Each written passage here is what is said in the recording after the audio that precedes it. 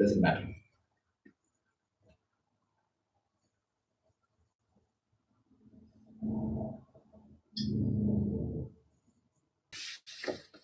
Why not? It's taking forever.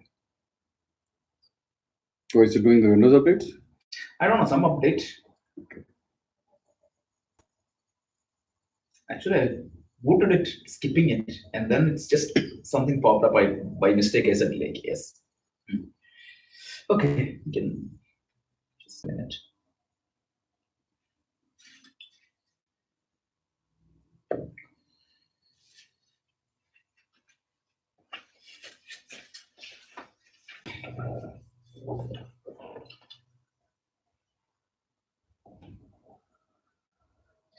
You can record, Kumar. I will give a short tip on chapter 1. Okay. So by the time the laptop gets booted, let's go to chapter 1 and just contemplate one topic for 2 minutes. I can use that as a message for our stuff also. Please come on. I got a friend today. What is that? I got a friend today. Oh, thank you. Thanks for coming. What's your name? Srini. Srini. Thank you, Srini.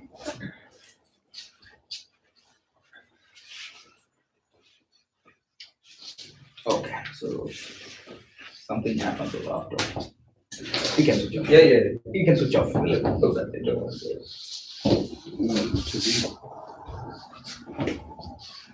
For the PC quality problem, is collecting some error info and stuff. That's what happened. Sorry, technical issues. I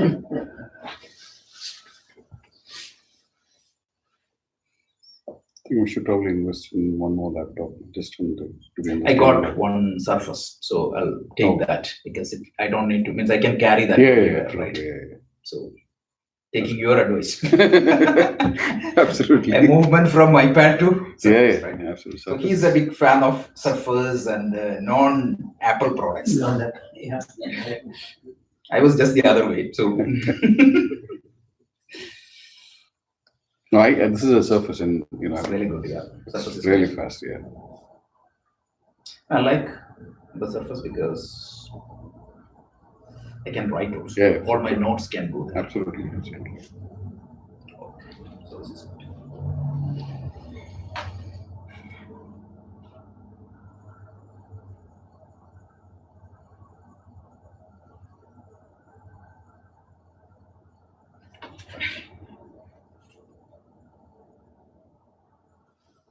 Right.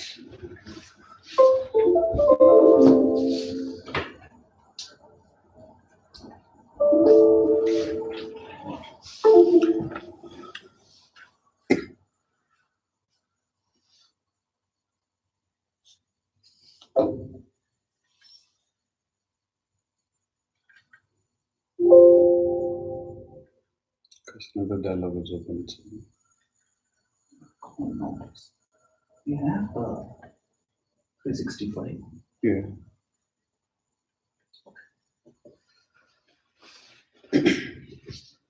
Fine.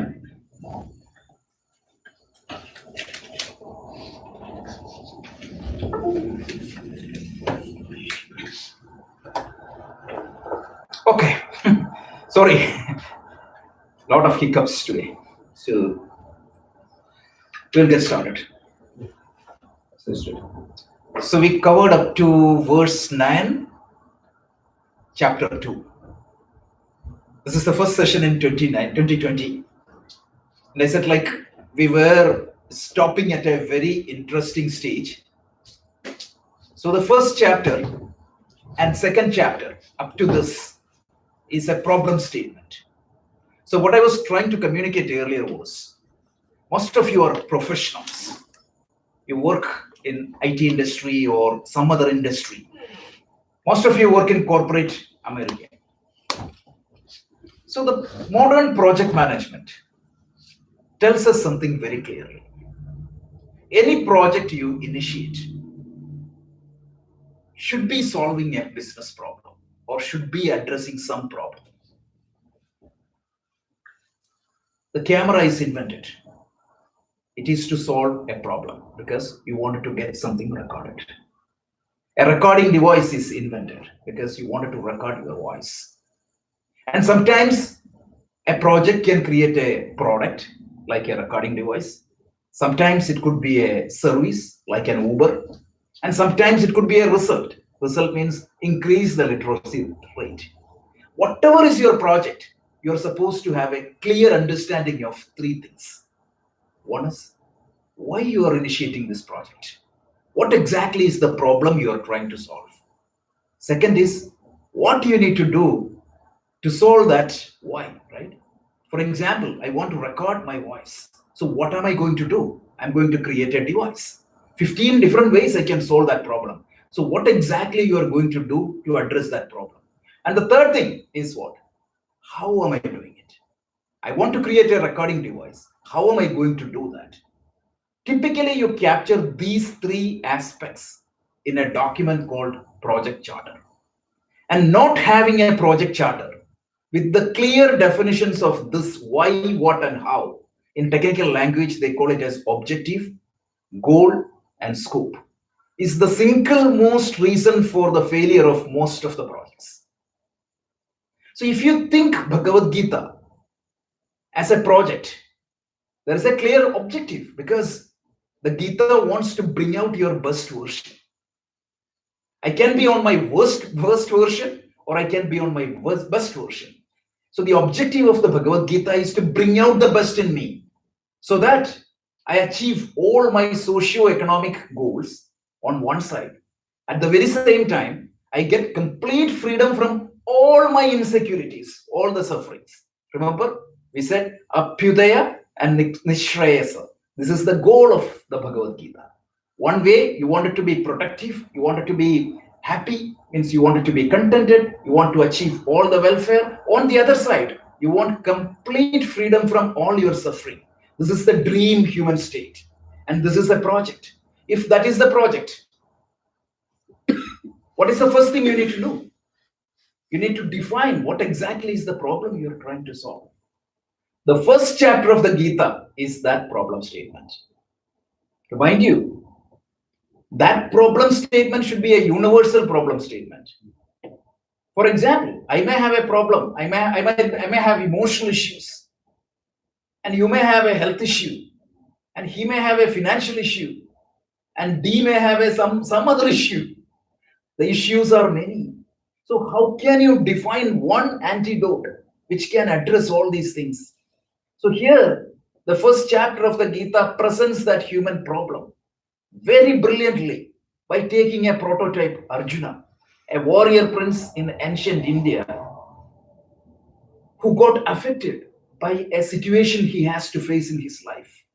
He had to face a civil war and he could not stand that situation. So the vision of the Gita is nobody can solve all the problems in your life. Even God cannot solve. So what Gita does is not to avoid all the problems, but make you capable of facing that problem. So this is the vision of the Gita. And the chapter 1 of the Gita brilliantly demonstrates that aspect. It shows how a modern person who is an efficient person, who is a good person, who gets completely shattered in front of the problems in life. So Arjuna's problem may not be my problem, but the same situation happens to me and you and everybody in life. So that is the theme we discussed so far. So with that, we will go to the verse 10 of the second chapter. It makes sense, right? What I just said makes sense. It is not Arjuna's problem, it is my problem. So with that, we can go. Just listen to this chant.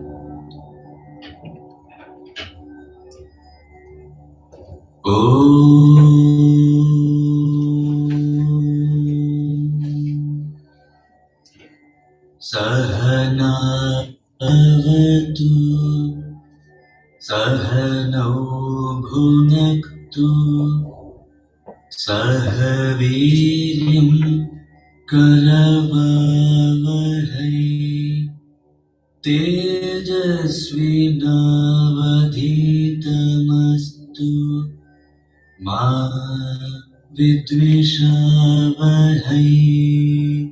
Om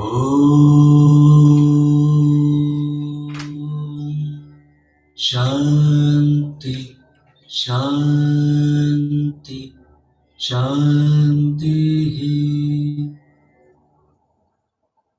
So recap. We already talked about the recap of chapter 1. So the key three messages. Number 1, there will be some situation in life. There is going to be some situation in life. Don't think that it is over. In front of that, we get perplexed. Today, it might be a professional problem.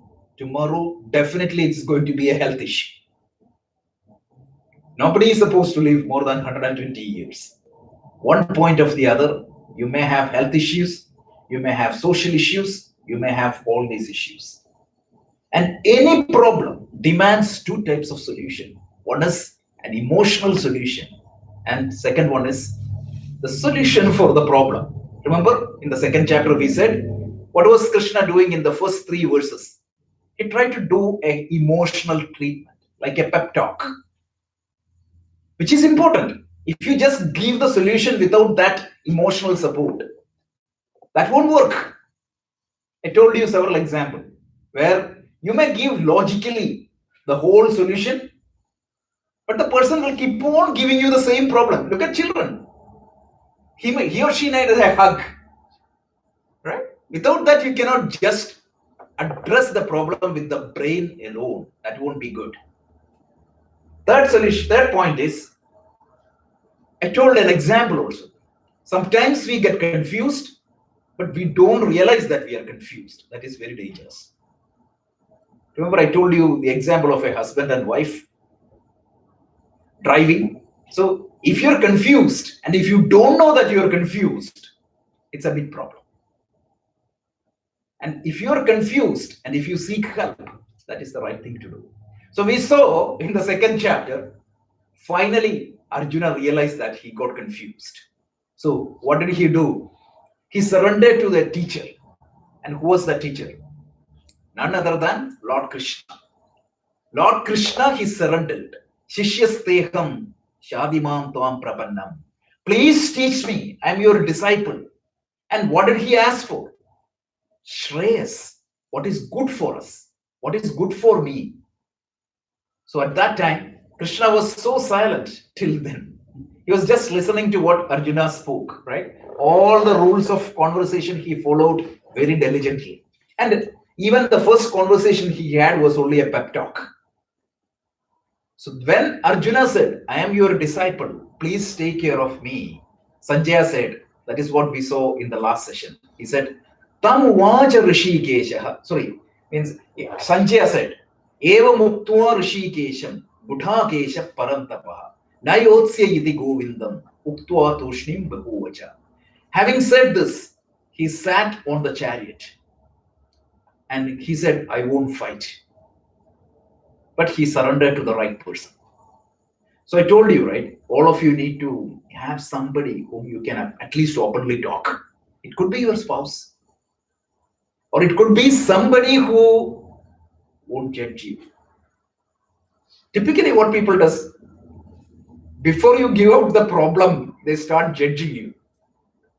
So blessed are those who has such a friend or such a brother or such a sister or such a spouse. Build upon. Okay, so now let's see. So now Krishna is going to give the solution.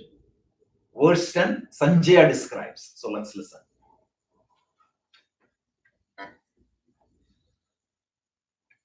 तमुवाच ऋषिकेशः प्रहसन्निव भारत सेनयोरुभयोर्मध्ये विषीदन्तमिदं वचः. Beautiful. Tam uvacha Rishikeshaha Prahasanniva Bharata Senayor Upayor Madhye Vishidantamidam Vachaha. So Tam uvacha. Then uvacha means said. Then said. Who said? Rishikesha. Who is Rishikesha? Krishna. Lord Krishna, but look at the context sensitivity. Rishikanam Ishaha, the Lord of all sense organs, the one who has complete control over his mind and senses. And who is crying in front of him? Arjuna, who was collapsed. Collapsed means who do not have any control. So he surrendered to a person who has complete control. So Tam Uvacha Rishikesha, then Rishikesha, Lord Krishna, who has complete control over the mental activities or sense organs, he spoke. O Bharata. So Sanjay is addressing Dhritarashtra. Means he's telling this to Dhritarashtra. Dhritarashtra is addressed here as Bharata. Bharata means the descendant of King Bharata. I told you about Bharata. Bharata put a tradition in the country. What was that? Elected. Yeah. The next, see, the whole, if you want to understand Bharata. Mahabharata cannot be understood. You cannot understand Mahabharata without understanding Bharata. Bharata is the son of Dushyant and Shakuntala. Yeah. The country got the name Bharat because it is ruled by Bharata. That is one meaning, right? So Bharata, he found that all his children are useless. Not useless meaning not fit for leading the country. So he didn't put his son as the next king. He picked up somebody from outside and he put a role. What is that? The right for the throne is not by birth but by eligibility, capability. And this rule was followed without any issues up to a point. And up to a point, what happened? This rule was broken by somebody. And there started the problem. Who broke this rule? If you know the story, Bhishma. Bhishma broke this rule. How? He said the child that is going to be born for Satyavati and Shantanu is going to be the king. How can he decide that? How can he decide his eligibility? That's where the problem started. So that is why it is addressed as Bharata, because descendant of Bharata means it is really, really something proud of. So, O Bharata, what did he do? Means Prahasanniva. Has means what? Smile. Laugh. Prahasanniva means a special laugh, a smile. Krishna, how did he address? Imagine the fellow is broken down and talking to him. So Krishna is smiling and talking to him. So Prahasanniva Bharata. To whom? Senayor Upayor Madhye. Means in the middle of Sena means army. Upayor Madhye, between the two armies. Vishidantam. What type of person he is talking to? One who is sunk in sorrow. So to that person, Rishikesha spoke these words as if smiling.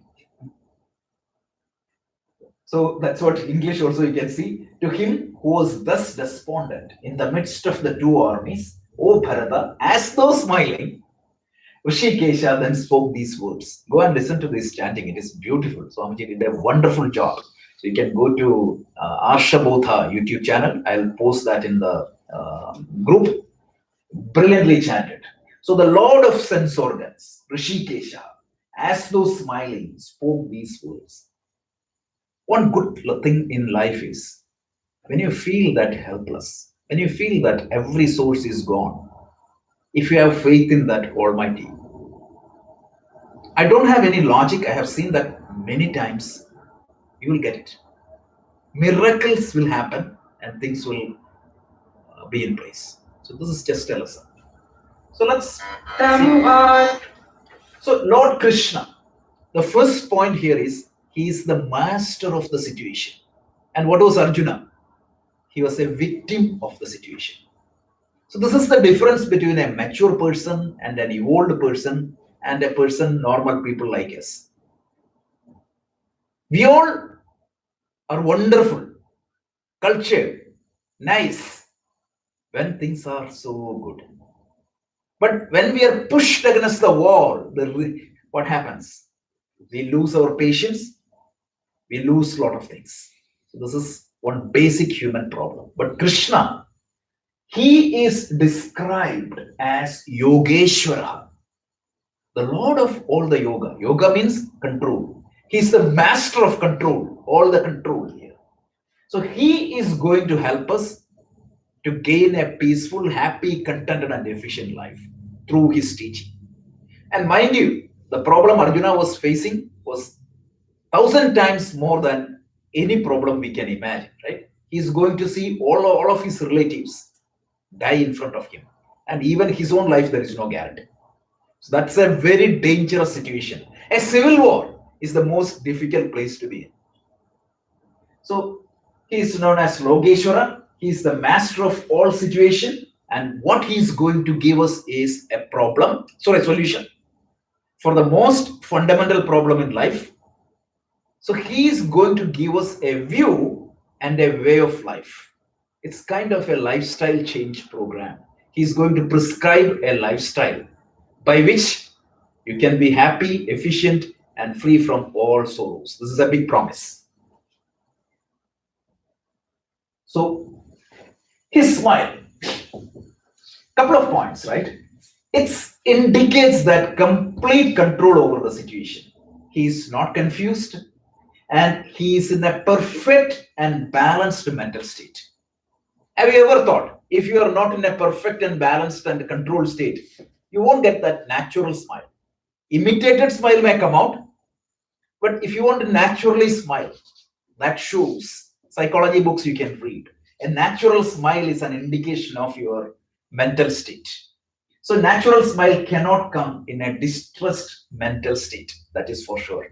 Second one is, whenever and wherever there is a tremendous self-control and self-restraint. Look at that word. This is a word used by Vivekananda. Exact same word he has used. Whenever there is a tremendous amount of self-control, the mind becomes spontaneous and natural.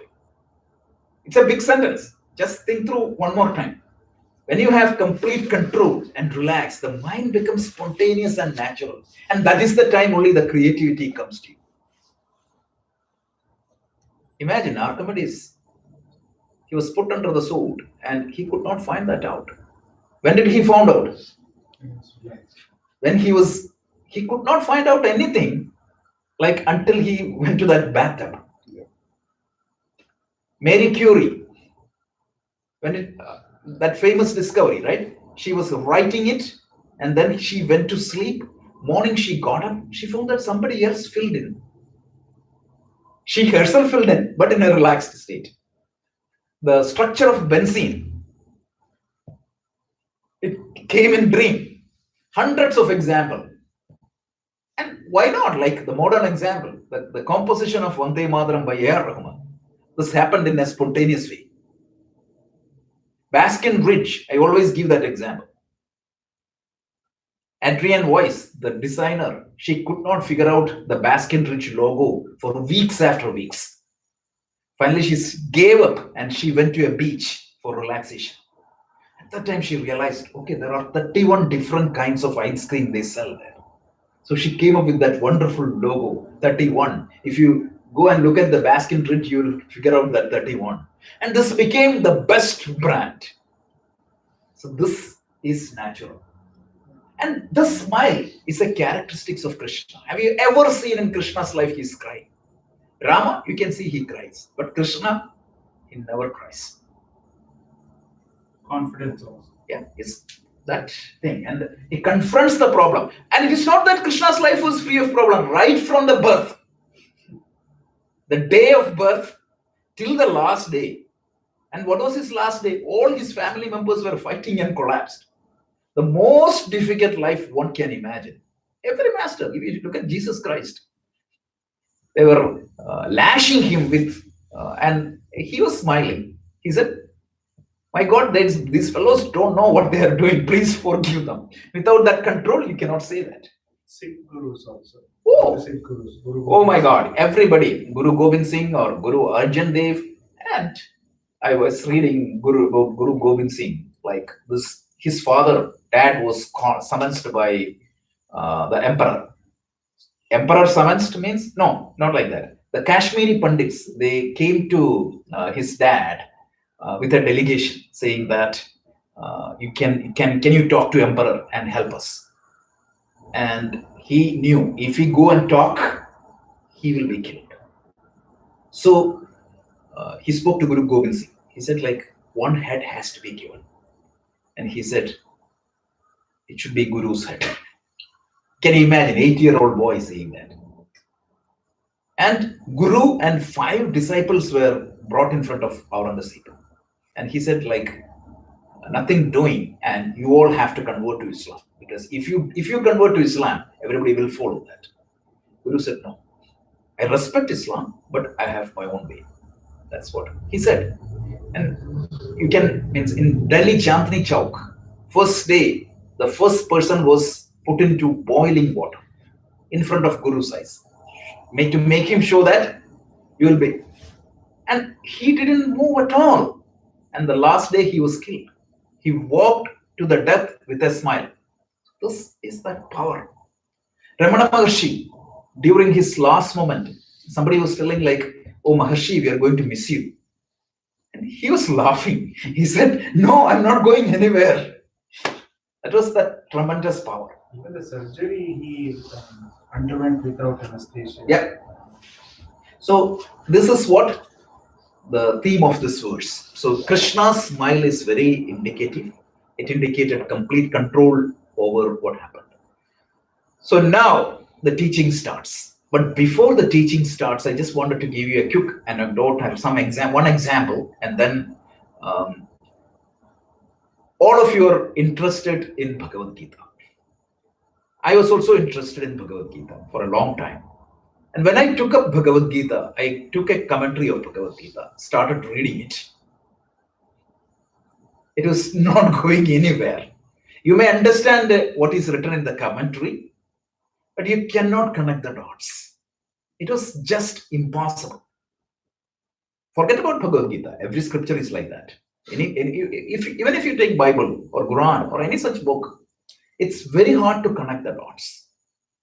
So I was struggling, and to adding up the confusion, I thought, okay, let me get, if you don't understand compiler design, what you do, you get 2 or 3 books of compiler design and you read from 1 author to 2 author to 3 author, you get a picture.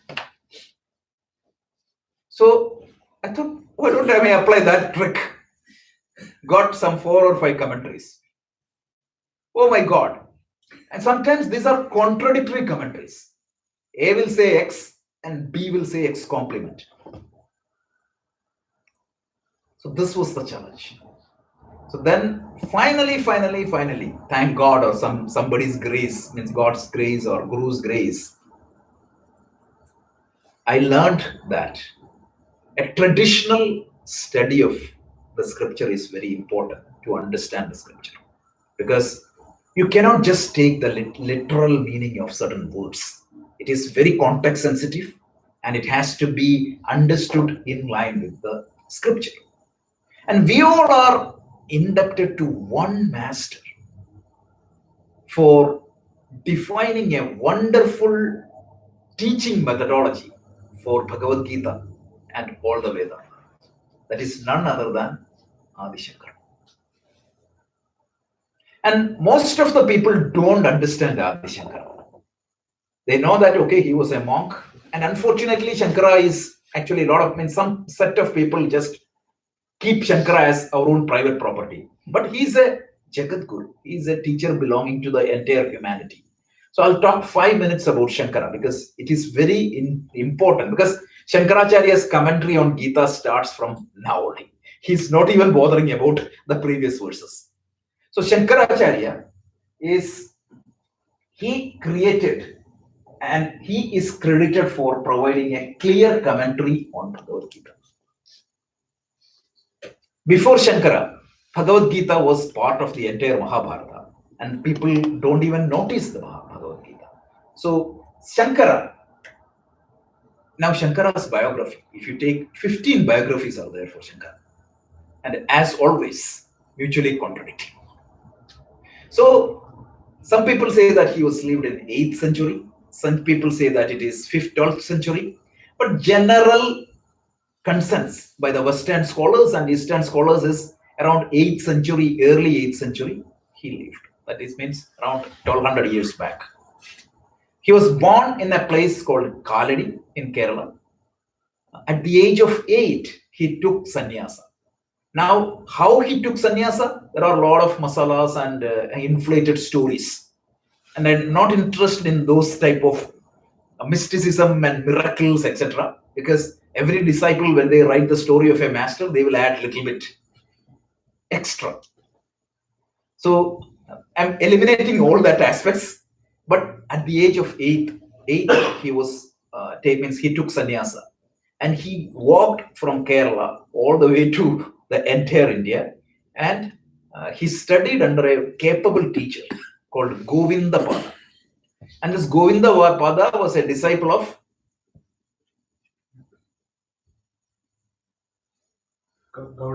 Gaudapada, right? Gaudapada's disciple. Gaudapada is known for his Karika on Mandukya Upanishad. So he was a very strong Advaita Vedanta, and Shankara was trained under him. So Govindapada wanted to test. Shankara is known for his intellectual brilliance. His IQ is said to be really, really high. He's sharp. So everybody noted that, and Govindapada wanted to see how much Shankaracharya progressed. So he asked him to write a commentary. What was his first assignment? Anybody knows? Vishnu Sahasranama. So he asked him to write a commentary on Vishnu Sahasranama, and it is said that at the age of 10, he wrote a brilliant commentary of Vishnu Sahasranama. And by the time he became 17, he has written commentaries on Bhagavad Gita, 10 principal Upanishads, and Brahma Sutra. Can you imagine? This is history. And then at the age of 18, he undertook a long journey, Padayatra, from all the part of the country he traveled. And at the age of 32, he passed it. He said that at Kedarnath, that is where he disappeared. Those things are masalas. Okay, I don't want to comment on that. But his lifespan was only 32 years. Can you imagine? In modern times, one person even may not become matured by that time. So at the age of 17, 18, he wrote this commentary on Gita. And that is what we are struggling to study. So this picture, the picture you saw on the top, that's a picture drawn by Raja Ravi Verma. Have you heard of Raja Ravi Verma? One of the brilliant painters of artists of modern India. He did that. Shankara with his 4 disciples. So Shankara, we have to salute Shankara before we study the Bhagavad Gita. So now, before getting into the verse, I wanted to introduce a small piece of commentary of Shankaracharya also. So Shankara starts his commentary by writing a brilliant introduction. That introduction in Sanskrit is called Upodkhad. Have you heard of that? The name Upodkhad. That is the introduction. So how he starts is brilliant. I don't want to bore you with a lot of Sanskrit commentaries, but I'll just quote 1 or 2 sentences. If you want, I have the whole stuff here. Shankara's commentary. So first point he starts is Narayana Parovyakta Andam Avyakta Sambhavam Andasyantasya me loka Saptadvipa cha medini. I just wanted to quote only these 4 lines and just the theme of his introduction. So he tells Narayana. Who is Narayana? That is the literal meaning. So, sorry, the implied meaning. Like people think that somebody is sitting in an ocean and lying down. That is not. Nara means what? Human being. Ayana means what? Destination. Destination also. So the ultimate destination of all human being is Narayana. The cause of all human being is Narayana. The absolute reality of the universe is called Narayana. And he tells how the universe got evolved. He said, the absolute reality is the Adhisthana or the independent cause of the universe. Absolute reality. And he says, from the absolute reality, an undifferentiated universe comes out. Avyakta. Undifferentiated universe. And then from the undifferentiated universe, what happens? the differentiated universe comes out. Look at modern physics. Singularity, have you heard of that? Before black hole, what happens? Singularity is a place where all the laws of physics cease to exist. Right? It won't work. That state is called avyakta. So Narayana Paro Vyakta Andam Avyakta Sambhavam. The cosmic egg, the differentiated cosmic egg was born out of the avyakta. Andasyantasime Loka. In that differentiated universe, the entire universe is there. And our earth, our beloved earth, is part of that differentiated universe. Andasyami Loka Sapta Deepaja Medini. Medini means earth, is a part of that differentiated universe. And what is the characteristics of this earth? 7 seas. 7 continents. The earth with its 7 continents is part of this universe. This is what Shankaracharya said. And then he say, like, once the universe is emerged out from that absolute reality, I'm just going to give in 2 sentences and finish it, because I just wanted to show the intellectual brilliance and clarity of his vision. So he starts with that. It is not that somebody created the world, let the world be there, the world created. Not at all. The way he explained is still stands strong in front of all the modern discovery. So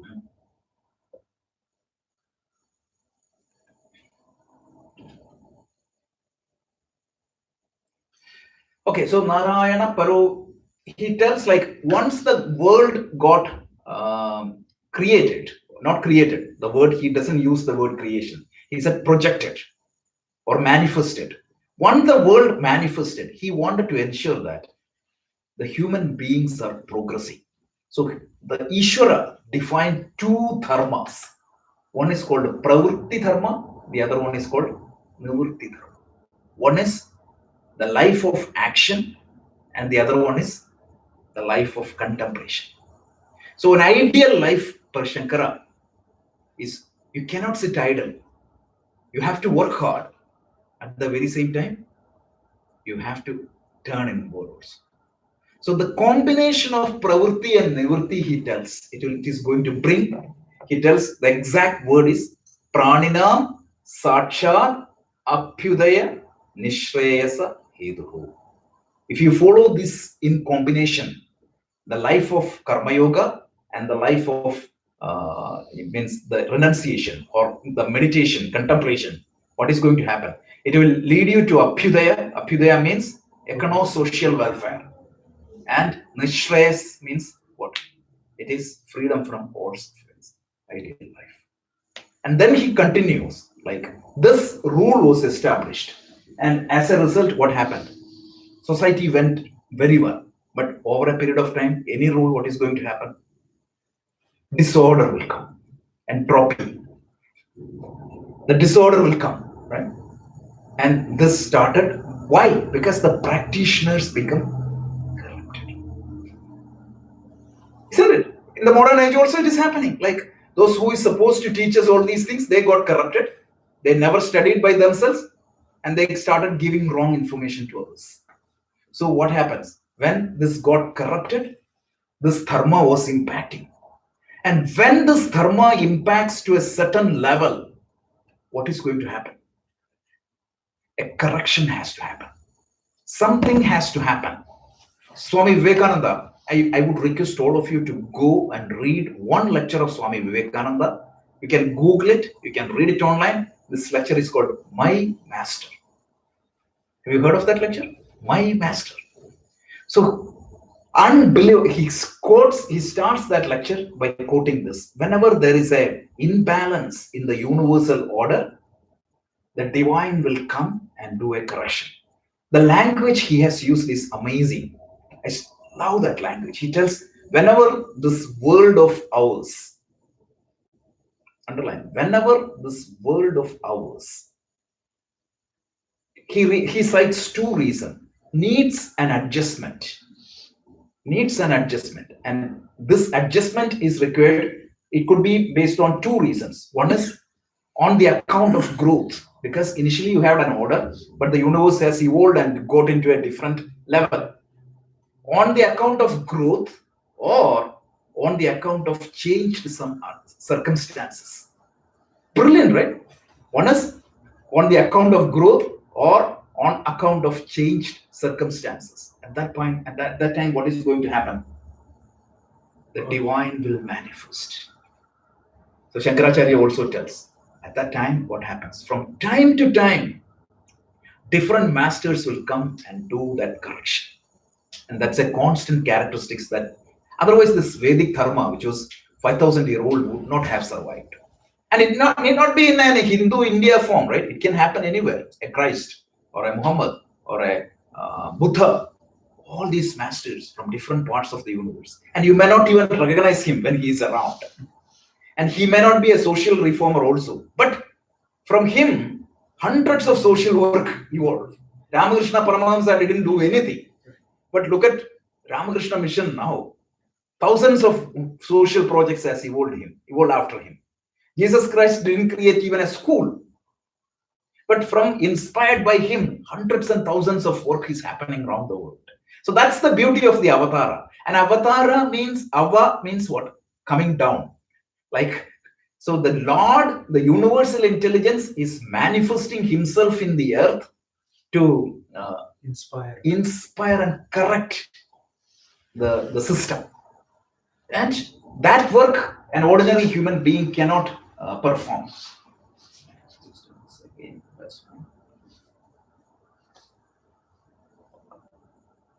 So that work an ordinary person cannot do. And Shankaracharya say, at a point of time in the history, what happened? This order was disturbed. And at that time, a correction was needed. And that correction was initiated. The Lord, Supreme Lord, manifested in the world in the form of a Jagat Guru, Krishna. And he imparted this teaching to Arjuna. This is what the Ubodhka, 2-page introduction. I'll put some videos of it later offline, but it means this is not a Shankara Bhashya class, so we don't want to do that. And then actually he comes to the verse 11. So up to verse 11, Shankara is known for his brilliance. One thing he always says is that if you understood a subject, 2 characteristics he always mentioned. One is you should be able to write thousands of pages about that. Second thing is what? You should be able to condense it in very few words. Einstein, the whole relativity he summarized into what? One equation. And he wrote books after books. Erwin Schrödinger, the most complicated equation in the whole physics, I still don't understand that. The Schrödinger equation. How he condensed it, the whole thing into one equation. It's amazing. And he could write pages after pages after that. So whatever we covered so far, from chapter 1, 47 verses, chapter 2, 10 verses, 57 verses. How many words Shankaracharya took to summarize? Can you imagine? I'm going to read out that word for you, but he just summarized it in one word. One word. Shankaracharya summarized, that is his brilliance. He summarized whatever we studied in 18 sessions in one word. In 21st century, it took 18 hours for me to communicate that. He summarized it in one word. One beauty of Sanskrit is what? You can create a compound word. You can combine individual words to create a compound word. And compound means like you can create shoka, moha, adi. Like, so what happens is Sanskrit or all the Indian language has two major construct you need to study. One is called Sandhi and the other one is called Samasa. What is Sandhi? Joining two words. So the spelling may change, the pronunciation may change. So that is what is Sandhi. In Western language, you don't have that. And what is Samasa? A compound word, how you can interpret it. That is Samasa. So using the samasa, you may have multiple meaning for one word. I told one example, remember? Remember one example I told you? Rameshwar. So if you use samasa A, say Rama's Ishwar. Who is that? Shiva. Second meaning of interpretation is what? He for whom Rama is the Ishwar. It's again Shiva, but you arrived at Shiva through a different route. Third meaning is what? Ram is the Ishvara. Rama the Ishwara. The meaning is Rama. And the fourth meaning is what? Rama and Ishwara. That means Rama and Shiva. So depending upon that, you get different meaning. So let's see what exactly Shankaracharya said.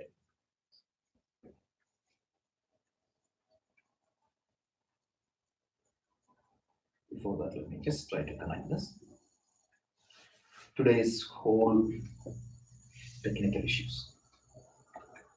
Okay, so Shankaracharya in his commentary, it's a lot of pages commentaries means he has written. So you can see this. These are all Shankara's introduction. Shankara's introduction and my notes after that. So it's a lot.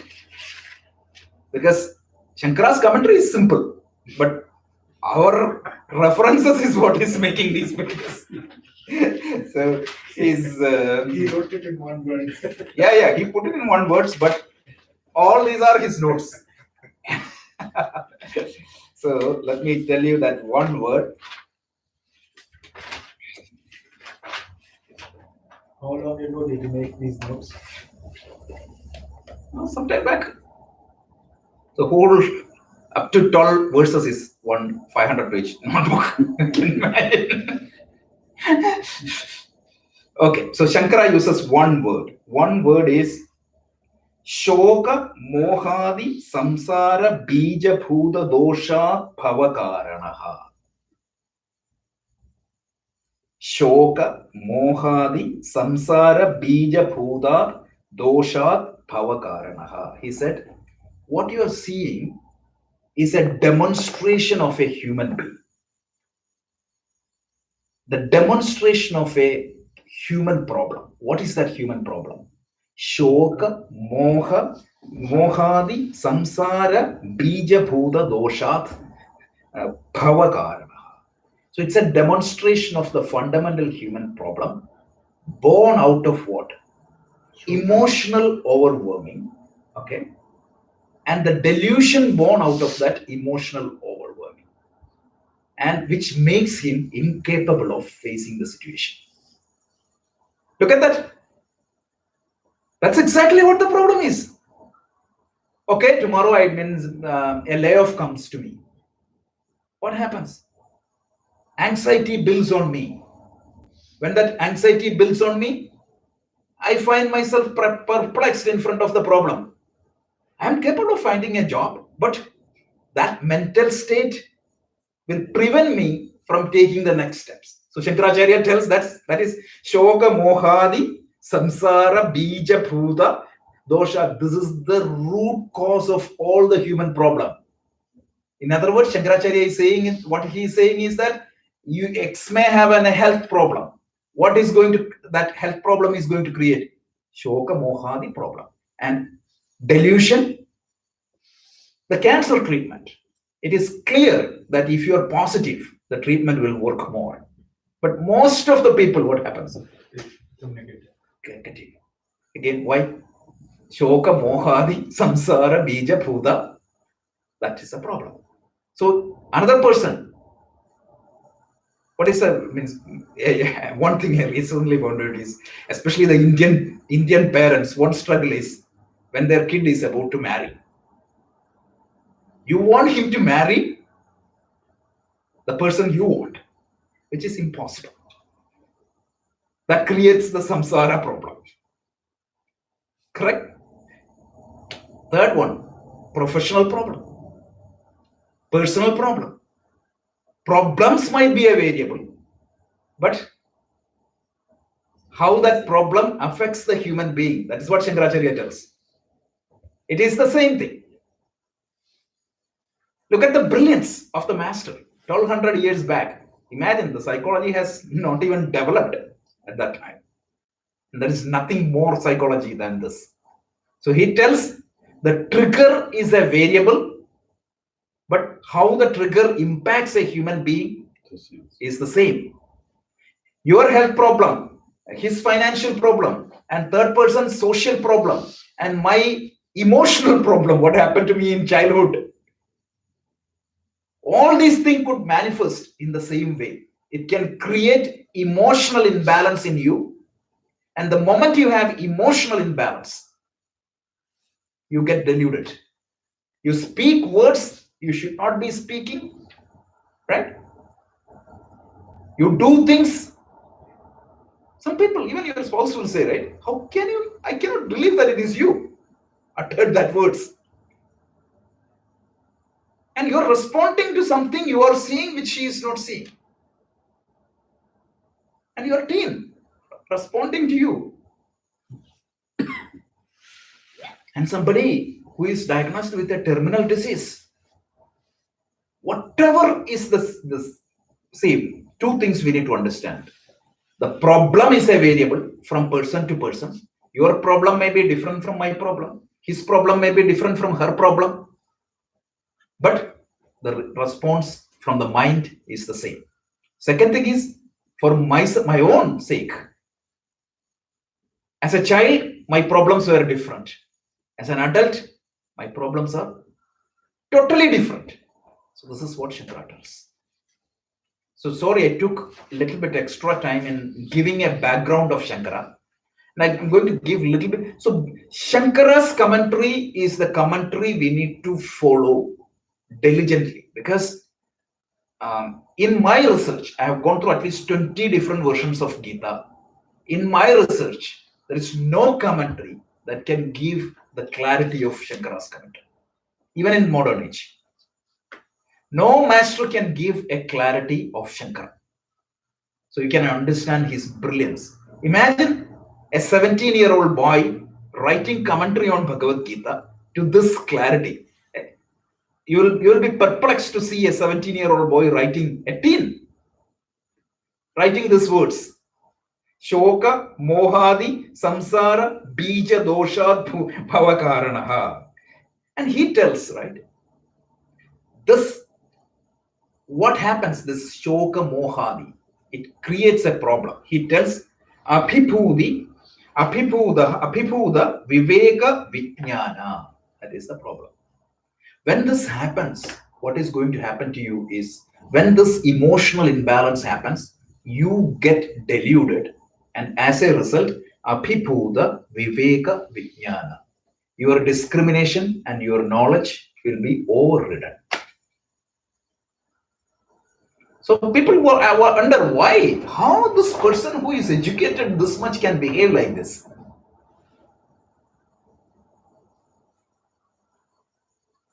But what happened? The Shoka and Moha has overwhelmed what? His Viveka Vijnana Hetu. That's these two words, Shankaracharya, with these two words, he brilliantly introduced the subject. So it's 6 o'clock. We may not be able to start the next verse, but we can start, but we can cover a few other topics, meaning, and we can discuss one or two, any other questions you have. So just so this fundamental problem, remember when you say fundamental problem, it need not be Rajesh's problem or Kumar's problem or Rohitji's problem. It should be a common human problem.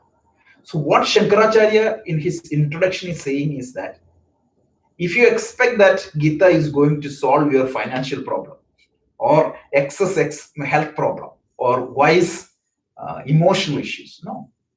Gita is going to give you the solution, meaning how you can face that problem. That's all Gita is going to give you. So then one Israeli president, I forgot his name, I think Benjamin Peres, the 9th president of Israel, he made a very powerful statement once. He said, a problem is a problem when you don't have any solution for it. So powerful, right? A problem is a problem when you don't have solution for it. So Krishna, what he is going to give us is an antidote which can be applied to any problems of life. That's what we need to see in the verse 11 onwards. So we will cover verse 11 and 3 more verses next week. But we can probably not 3 more verses. We can go only to 1 or 2 verses in the next 1 or 2 sessions, because we need to understand some fundamentals. Because 3 orders of reality we need to understand, and you need to understand whom are you identifying with. These are a couple of points we are going to talk. So the first chapter of the Gita, as I said, it's a problem statement. The second chapter of the Gita is what? What you need to do to achieve that why. Goals. It is a summary of the entire thing, right?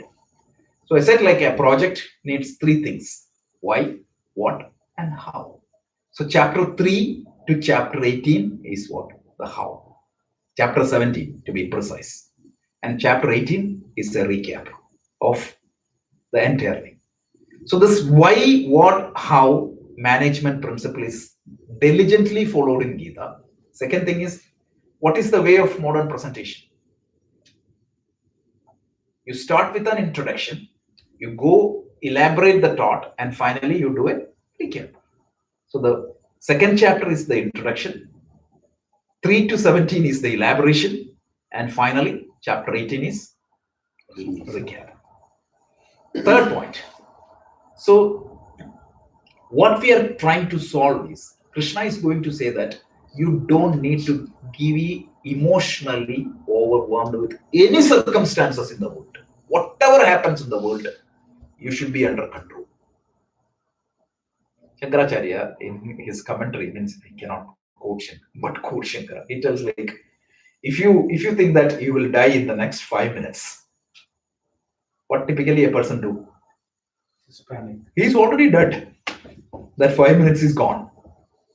Shankaracharya, if you follow this, at least that 5 minutes will be available to you. Right? So he presents this in 3 different angles. One is highly Vedantic angle. What is the nature of the absolute? Second one is a pure logical angle, just like the argument I said, right? So what is the point in crying for something that is inevitable? It's stupid. That's what he says. And then he understands what is your like illusionary angle. Even from a worldly perspective, he explains this. Krishna. He is going to use these 3 arguments. So that is what is from verse 11 to 38. He talks about the knowledge part. From 3 different point of view, he explains that you don't need to be. Sorrow is fine, but extreme sorrow, which is affecting your balance, is the problem. And then he tells from verse 39 to 53, he tells, if I say that this is the prescription for your disease, and imagine that prescription is nowhere available in the world, what is the use of such advice? Correct? So he tells what exactly you have to do to gain this mental stability. Samatvam, that is what you have. So he gives a technique and he names the technique as yoga. So yoga is the practical lifestyle by which you can gain this inner stability. So the first part, which is verse 11 to 38, is known as Sankhya. It's not the Sankhya philosophy of Kapila. It is different. It is Sankhya means it is logic. Sankhya means what? 1, 2, 3. Naturally, what would be next? 4. It's logical. So this Krishna's thought is exactly like that. It follows that logic. So verse 11 to 38 is Sankhya, which is the knowledge about yourself from 3 different angles. Then from verse 39 to 53 is yoga, popularly the misinterpreted yoga, right? And then 53 to 72 is Arjuna got a doubt. He tells, suppose I gain this mental stability, am I going to become indifferent to the world? When my 1-year-old child comes and smiles at you, am I going to be like a stone? Then I don't need it, right? Krishna tells, no, you'll be more loving, more caring. You will be more valuable to the world if you follow that. And he brilliantly enumerates the characteristics of a man of steady wisdom. It is known as Sthita Prajna Lakshana. So these are the three major topics in the third chapter. So the four topics are there. First topic is the problem statement recapped from verse 1 to verse 10. Problem statement recapped and the emotional solution of the problem is given. Verse 11 to 38 is the knowledge, why you don't need to be emotionally overwhelmed. Verse 39 to 53 is the lifestyle change by which you can gain that mental stability. And then from verse 54 to 72 is 54 is Arjuna's question. The teaching is the last 18 verses, which is that 55 to 73 is the characteristics of a man of steady wisdom. So this is what the theme of the second chapter. And third chapter onwards, each of these topics are individually picked and drilled down, deep dive. And 18th chapter, you will come back and recap it. So this is the thought. Any other questions? I spent more time than Shankaracharya than I thought. I was planning to cover one more verse, so we are behind one verse. So next week we have to catch up.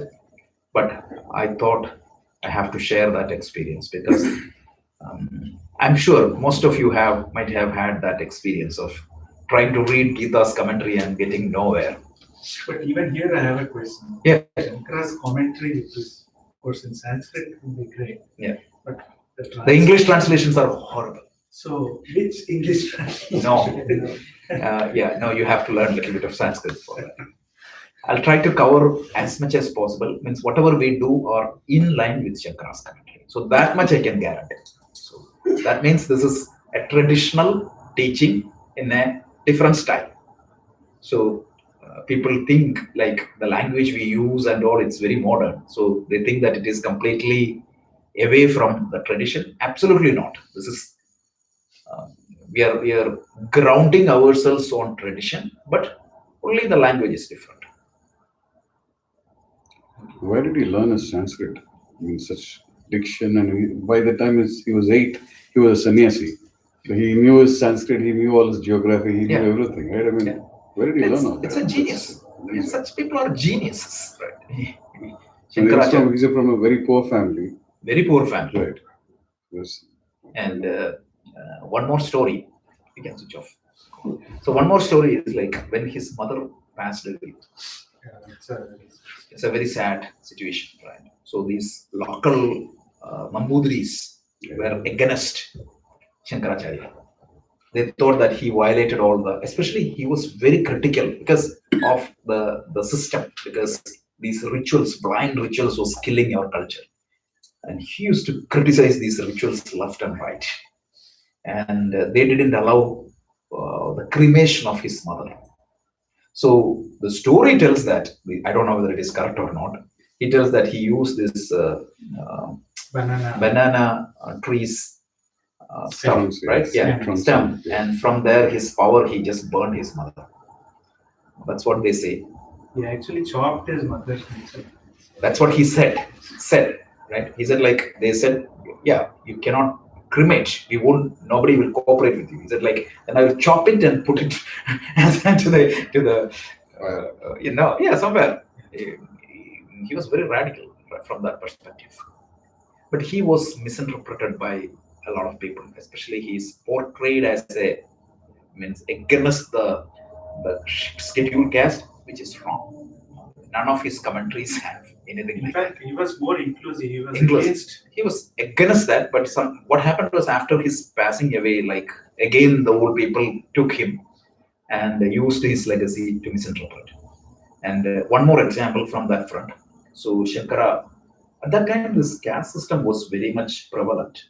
So Shankara's life, there is one story they say. Shankara was walking through Varanasi. He was going to the Kashi Vishwanath temple. And at that point of time, one Chandala came across him.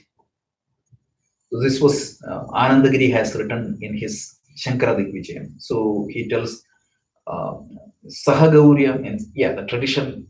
They what later what they do, they made this Chandala as Shiva. Yeah. They cannot even accept that. That's a different story. I don't want to comment on that. But this Chandala came, and Shankara, without thinking much, because of his dress, because he's a dog eater with all these meat, etc., he is walking against all these sannyasis. He said, "Gacha, gacha, move away, move away."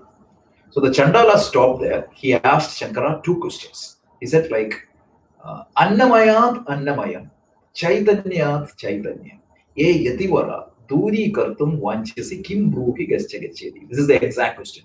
He said, you're asking me to move somewhere. What exactly I need to move?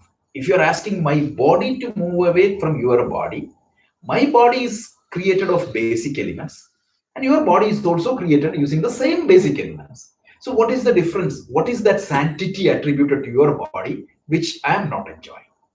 And then, if you are thinking about the consciousness, there is only one consciousness. My consciousness is not different from your consciousness, that is the same. So, Chaitanya, Chaitanya. Ye yativara, duri kartum vanchasi kim bruhi gachagachedi. What exactly you want to move away from means from you. And then he asked the second question. He said, like, my color might be black, your color might be white. What difference it make? He tells like King Gangam Budi Bimbi Dembaramano Chandala Vati Payaha. So the sun reflects on the water of Ganga may look pretty. And the sun reflects on a gutter water may not appear that pretty. But is that going to make any difference on the sun? So my color, skin color might be black, you may be white, but is that going to make any difference? Shankaracharya was stunned. But the beauty of Shankaracharya is he prostrated in front of the Chandala and he composed 5 verses, which is known as Manisha Panchaka. He have 5 verses, and each of the verses he tells Chandalostu Sati Dijostu Gurirityesha Manisha Mama. He who teaches me this, whether he is a Chandala or a Brahmana, he is my Guru. Brilliant, right? Which Chandala is that untouchable? Chandala means he is even not even the untouchable. He is even beyond the. He is the dog eater. They are supposed to be in cemeteries and eat dogs. Yeah.